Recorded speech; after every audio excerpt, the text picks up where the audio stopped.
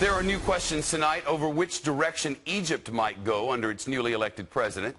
A live look Tahrir Square, or actually some video from earlier in Tahrir Square in the capital city of Cairo.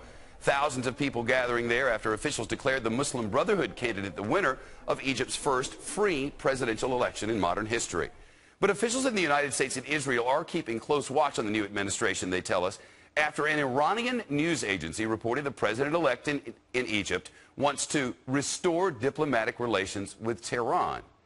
The country's cut ties more than 3 decades ago after Egypt signed a peace treaty with Israel. Of course, Israel shares a border with Egypt. Today, an aide to the president-elect denied the Iranian report, and the Israeli Prime Minister, Benjamin Netanyahu, said he sees future cooperation with Egypt.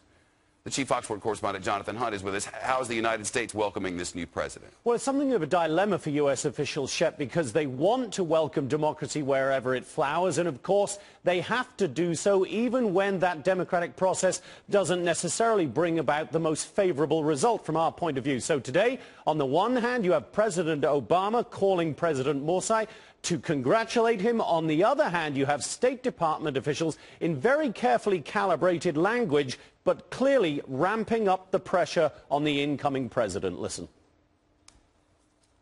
We want to see President-elect Morsi take steps to advance national unity, to uphold universal values, to respect the rights of all Egyptians, particularly women, minorities, Christians, etc.